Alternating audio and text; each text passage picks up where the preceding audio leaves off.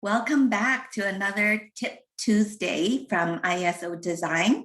I hope everyone is doing well today. It is a little bit gloomy outside, but that's okay. So today I would like to talk about your house, and when you are selling, is it worth it, or do you need to stage it in a seller's market? And I want to just have a little quick chat about that. So in a seller's market, your goal is a little bit different than when selling in a buyer's market, right? In a buyer's market, your need to sell is a little bit different. It may not be that you need to cash out. It just may be that you need to sell for one reason or another, to relocate, to move to closer to family, etc. So your goal in a buyer's market is to sell quickly, right? As fast as you can, so that you can move on to the next chapter of your life. Now, in a seller's market, a lot of people sell to cash out, right? To take advantage of the hot market and the high prices.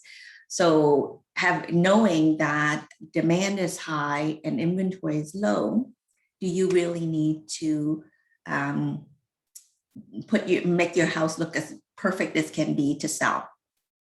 And the answer is absolutely yes, because your goal to sell in a seller's market is to sell for top dollars, to sell for as much as you can. And so a house is like a product, like any other product that you see out there, whether it's a package of or a loaf of bread to a luxury car. They all need to be packaged, they all need to be merchandised, and they all need to be marketed. And your house is just a bigger bread box, right? And so you do need to merchandise it and package it properly. And that's what staging essentially is. It's the packaging. You want the packaging to be as the most appealing as possible, to attract as many buyers as possible. Let's just use an example. When you go to a grocery store, what prompts you to buy, let's just say, one loaf of white bread versus another loaf of white bread? Is it the ingredient? Is it what they tell you the goodness is on the packaging? That's the packaging.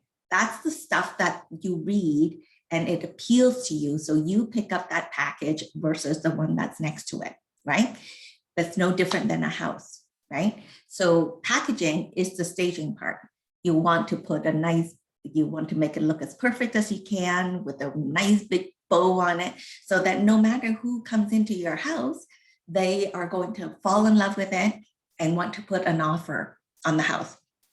And recognizing that right now it is a seller's market, so many homes are going quickly and selling really well. But here's the difference. The difference between one offer to two offers to 10 or 15 offers is significant. And what that means is that the price significance or the price difference is huge. So what do you want? What do you want it to be? Are you comfortable and okay with 1 million? Or would you rather have the 1.1 or 1.2 million? That's kind of the question, right?